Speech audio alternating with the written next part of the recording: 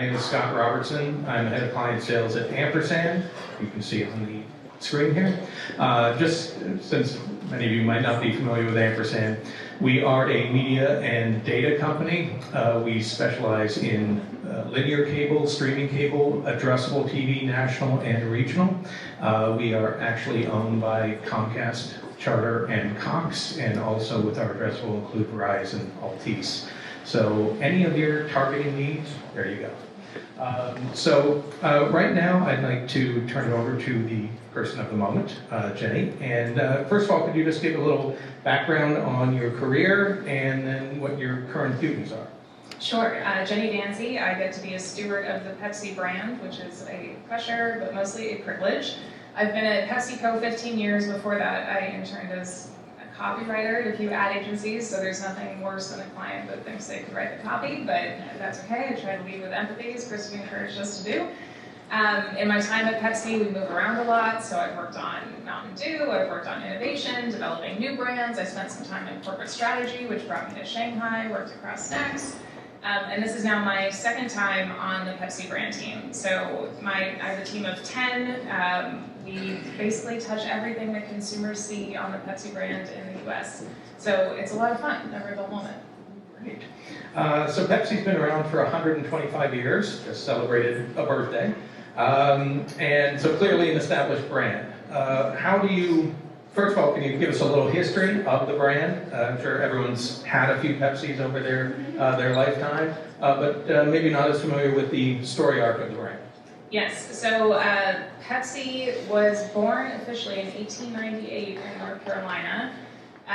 Really is a pharmaceutical drink that helped with digestion, and I think we look pretty good at 125. We just got a facelift last year. I think we are more unapologetically ourselves than ever before. We put Pepsi right back in the middle of the logo, front and center.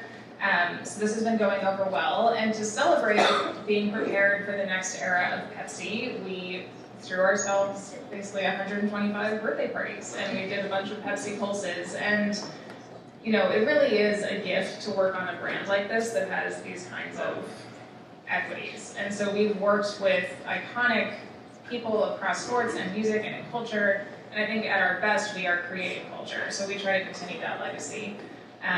Scott had asked me about the Pepsi Challenge, and maybe some of you remember taking this as kids. I know I remember taking the Pepsi Challenge at a mall in Houston. And so we did actually bring this back. The 10th hole of our 125th celebration this year was a diner built in New York City. So it had a wait list of 18,000 people that wanted to come sit in the middle of all our Pepsi paraphernalia and eat Pepsi-infused bacon cheeseburgers that were amazing, and try Pepsi flavors from the vault. And so to get into this experience, you had to pass the Pepsi Challenge to come through the doors. So I think we still really try to harness that challenger energy as we go about our day-to-day, even if it's 125 years old. Great. By hands, how many people in here have actually done the Pepsi Challenge? And did you choose correctly? The answer is here, yes. So speaking of the Pepsi Challenge, there's another cola soda that's around, and it's been around for a long time. So the duopoly of cola has been around. The consumers have more choices today. So how do you work that in? You got the primary competitor, but then there's all these other brands coming along as well, looking to take a little bit of share from you. That's right. So I'll admit, when I started at Pepsi, I was surprised to learn that we view ourselves as underdogs because we are a big company. But I think we have to approach it in two ways. One, as you said, the consumer has more choices than ever. So PepsiCo has a portfolio to meet those needs, and maybe 40 years ago, Pepsi would have been the right choice to get you out of bed in the morning, but now we have Starbucks Frappuccino and Starbucks Cold Brew, and we have Rockstar Energy, and all of those needs can be met with other drinks. So as the Pepsi team, we really try to celebrate those moments where Pepsi is going to be better than anything else. Like when you are sitting down with a friend to have a lunch that you're excited about, Pepsi is probably the right thing in that moment. But we do like to have some fun with our friends in Atlanta, and I think that energy and, when the cola wars are working, we're both winning, and it's keeping it top of mind for consumers, and everyone's having fun, most importantly, the humans that are seeing what we're doing. So when appropriate, we like to get in the ring. You mentioned the diner. There's, Coke and/or Pepsi is available, in every restaurant around, but a lot of them are only serve one. And want to just sort of touch on, or have you touch on how that comes to be and what goes into sort of the switching, because we just heard that Subway is actually switching from Coke to Pepsi. Out here, Fatburger, I guess a couple of years ago, changed from Coke to Pepsi. So can you just expand on that a little bit?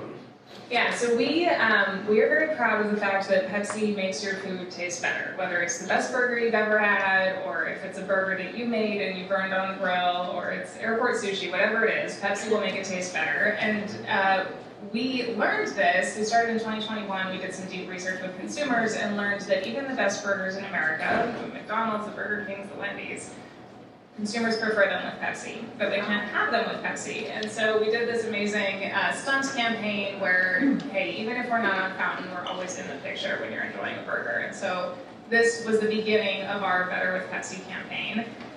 Since then, we have celebrated all the other places that are better with Pepsi. So Pizza Hut is a longtime partner. We actually have a lot of equity that when you think pizza, you probably think Pepsi. And so we infused pepperonis with Pepsi and made Pepsi-roni. And never a dull moment. This summer we did Cola Chup. So this was the first condiment created to pair with a hot dog.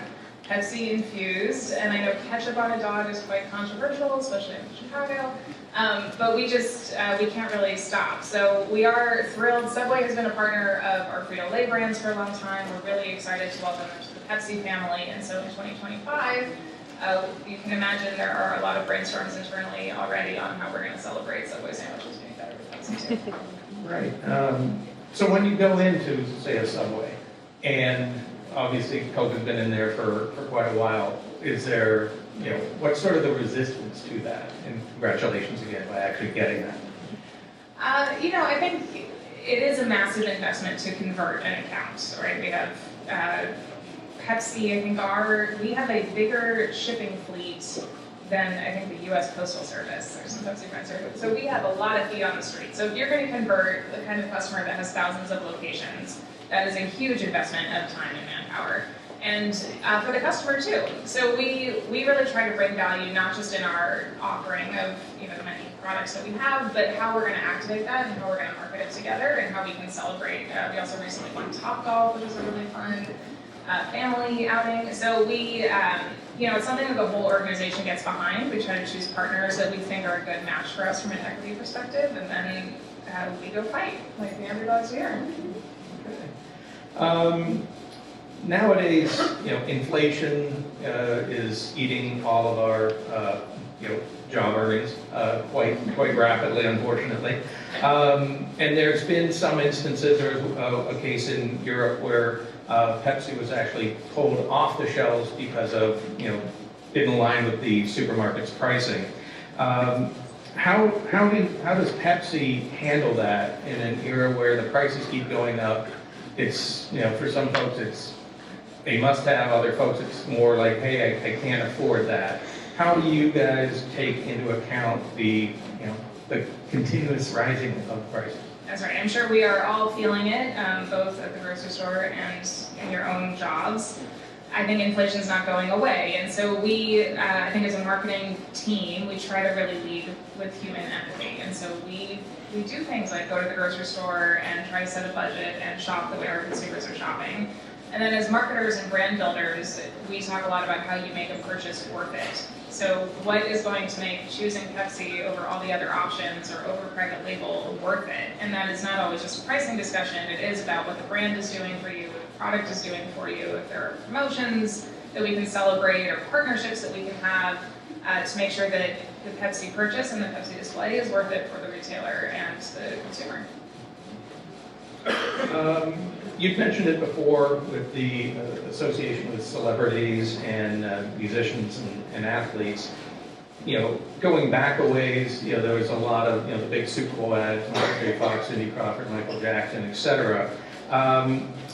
Basically, how do you sort of figure out the celebrity to align yourself with, and what are you doing nowadays relative to that?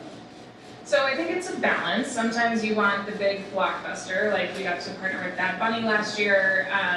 He was, really having a moment, dating a famous friend of the brand, and we were partnering with Apple Music to give away free months of Apple. So this is another way to make the purchase worth it. And we partnered with Dave Meyers, who's a famous music video director, and created a Bad Bunny Pepsi spot that felt like a real drop in our cultural archives. So sometimes you do this big splashy iconic Pepsi thing. This is a fun one. Shaquille O'Neal is a longtime Pepsi partner, so as part of our 125th birthday celebrations, we brought him back. In the 90s, he was the face of our Big Slam bottle. Now he's the face of our mini can portfolio. And so he teamed up with Skilo, and we both rapped together. I wish I was a little bit smaller. And so that was stuck in my head for maybe just until yesterday, but pretty amazing video. And so this was a smart, strategic use of a big man, mini can, rock and roll. The celebrity made a ton of sense.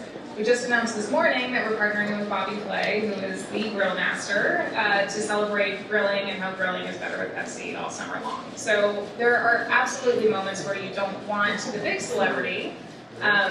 When you do want them, you better make sure they're strategically aligned with what you're trying to do. But earlier this year, we were celebrating our wild cherry portfolio, which is targeted at millennial females. We saw this was an interesting way to bring people who might have been less involved in the cola category back. And here it was more about partnering with media platforms like Betches or podcasts that these women might be listening to. And so there wasn't one big celebrity face of this partnership, but lots of tools and working with creators and making sure that we reach consumers really on their phones where they're spending their time. All right, and then for the Super Bowl, you sort of, had a pretty big display in Vegas. Can you just sort of touch on what you were doing? Because you used to do the halftime show, but now you've moved off of that, but you were still in and around the NFL's big weekend. That's right. So we are longtime partners of the NFL and still really value that partnership. This year, two of our sister brands bought Super Bowl spots. So Starry was in there, and Mountain Dew celebrated Baja Blast. But as Pepsi, we sort of graduated from the halftime show. Really, it was fun to build that platform, but we needed to find a new way to activate. And Vegas is also a Pepsi town, so the challenge was high for us on how do you be in and around the Super Bowl without being in the game. And all eyes were on Vegas, and so much buzz has been happening with the Sphere. And so, we've been working with them for years. We were really excited to take over that massive billboard. But being Pepsi, we couldn't just buy the Exosphere. We had to play with it. And so this is Zach King, who if you don't follow him on TikTok or Instagram, you should. He does these incredible illusions. And so we went to him and said, what would you do with the Sphere if we turned it into a giant Pepsi cherry? And so he found a rooftop in Vegas and drank the Sphere. And so this was, tens of millions of views. And so you start to approach Super Bowl numbers even through a really non-traditional path. And that was important to us to figure out how to be part of the Super Bowl conversation, even when we weren't at the center of it. One of the other things that's just like inflation out there, and everybody is talking about it, is AI. And just wanted to get a sense, how are you and your team of 10 and your agency and all that, how are you guys looking at AI now, and what do you think it's going to be as it evolves over the next couple of years? So as I told Scott, my husband runs an AI tech company, and my 6-year-old son is obsessed with the idea of building himself an AI buddy who could get in trouble for him, so I'm practicing on that. As a team, I think we're having a lot of fun with AI. So this was another partnership we just did with Ampersand, AI, The Answer, to celebrate our Pepsi Zero Gets Zero Right bracket challenge around March hoops. So we know it's something that's out there. We are following it. We know it's something consumers care about and are talking about. And so therefore, I think as a culture in brand, we need to play with that idea. But I do think as a marketer, AI is a powerful tool.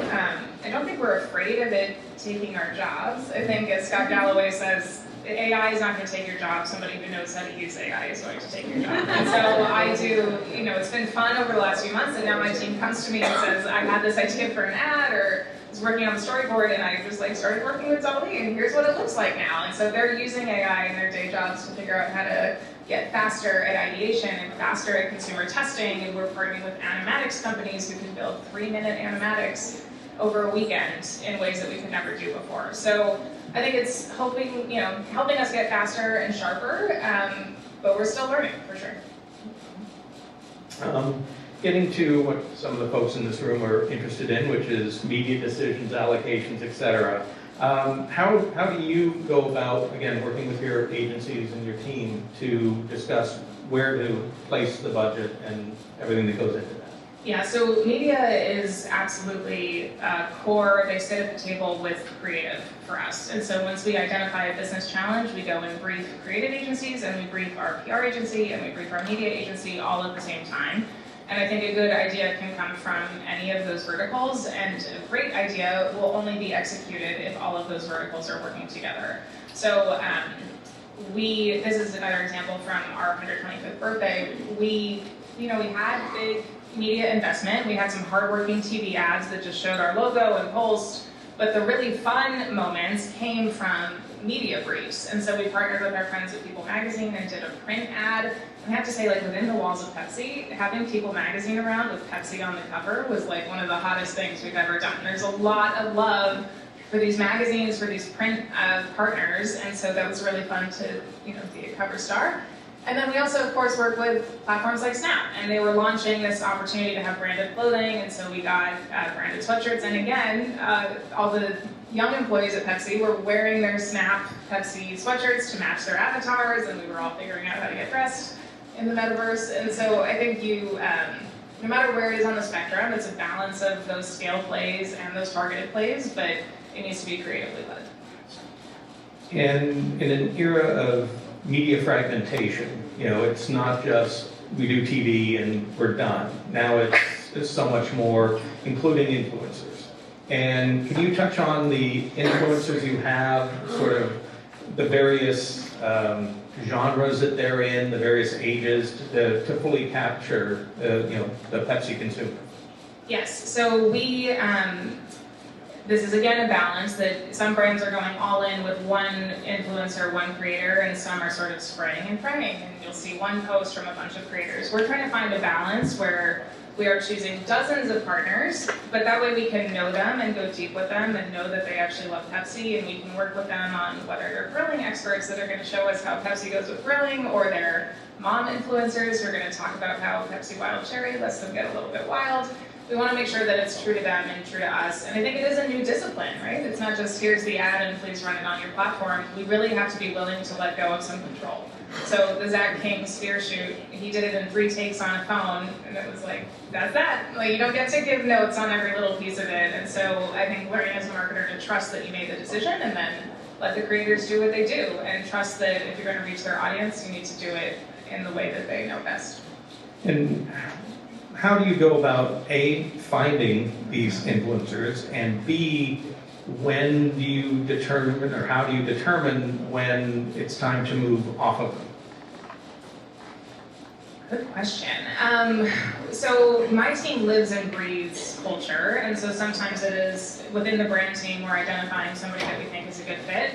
We have some influencer agencies that we partner with. PepsiCo has been making a massive investment in internal capability builds, so we also have a new director of influencer strategy. So I think recruiting is sometimes the simpler part, and that you notice and go from there. But I think once you're in the Pepsi family, you're normally in the Pepsi family. Like, you can see us revisiting Shaq, and so we've not had to walk away from somebody quite yet. So it's always, what's the next campaign? What's the next challenge? How can you help us creatively solve that? Follow-up question. So we know that sort of things with influencers or celebrities can sometimes go off the deep end. Do you guys have a strategy in place for, should something like that occur? I have a really great PR team. Yeah. And I think you need to approach things with humility. And one of the fun parts about Pepsi is that everyone has an opinion on this brand, everybody. And so I think we try to engage and listen to that, and spend a lot of time on our social channels, listening to other social channels. So we try to keep a pulse on what's going over well and what's not, and adapt to do what's right for both the consumer and the brand. So you've got the main 3, right? Original Pepsi, Diet Pepsi, Pepsi Zero. So first of all, which one is your favorite? I'm a Diet Pepsi Wild Cherry girl. Okay. And how do you differentiate those three, the big three, if you will, with your marketing efforts, particularly diet versus zero? So we really think zero sugar is the future of the soda category, and we're seeing phenomenal growth, 30 and 40% growth on Pepsi Zero Sugar.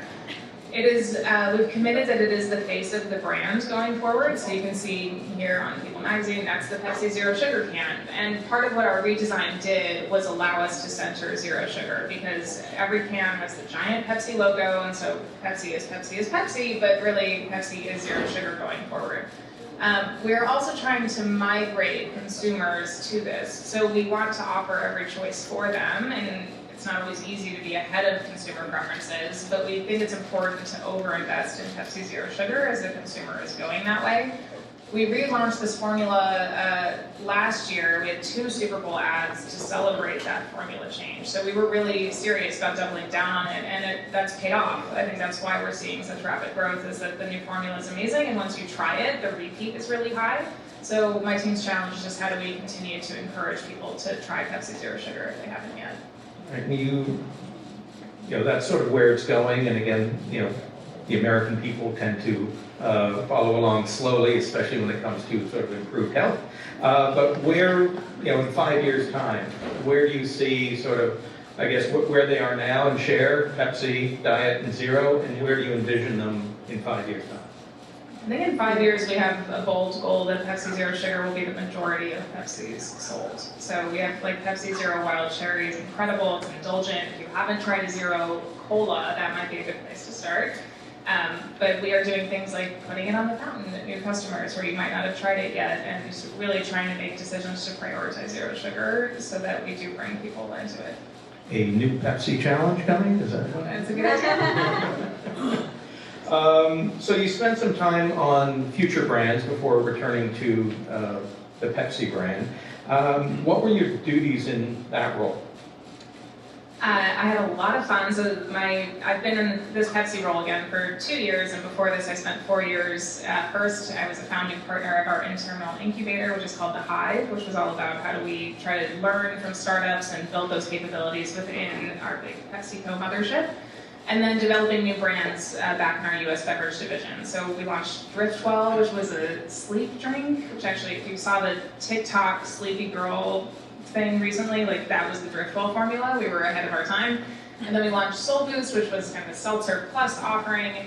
And then I worked on what became Starry, which is our new lemon lime soda, which is also delicious, and that could do its own challenge. If you're a lemon lime drinker, you should absolutely try Starry. But it's really fun to innovate within a big company because, if you're doing it right, you have the best of big, and then you have resources and the best R&D scientists in the world and access to the best creative partners and the best of small, and then you kind of get to do what you want and get to go deep with a consumer and deep on an occasion and really understand why somebody would choose this new product. So it was new muscles for me, new muscles for the organization. We had a small but mighty team. A lot of fun. So just wondering within that. So I'm more the purist. I'll do Pepsi or I'll Yes. But I also see people who go to the kiosk and they're just pressing buttons and creating whatever they're creating. How much of that came into your future brands, and how do you try to come up with the new flavors and then the testing and focus groups to determine do people like it? I think this is something where AI is going to be an interesting application because in some ways ideas has never been our problem. We have files and files and files of new product concepts. The question is what's the right one to prioritize and where do you put your few precious resources and how you build it in the right way. So I think, we had a lot of creative people, and then how do you get them marching in one strategic direction? And for us, that was normally grounded in what we truly believed was the biggest opportunity. So sleep is a massive opportunity, right? We would all spend more money to have a good night of sleep. I think there's a statistic, the average American will spend like $500 for one night of sleep. People are exhausted. So that was the excitement around Driftwell, was how do you build something that will solve that bigger problem, not just a beverage option or a beverage flavor. But there are a lot of opportunities out there, and I think the question is what's the right fit for the organization? What can you bring to the table that other competitors might not be doing? But I think we try to learn from consumers in every possible channel. So formal focus groups and lots of social listening, but lots of quant online, and we partner, our consumer insights team is very good at building capabilities, finding new partners, and then building them internally too.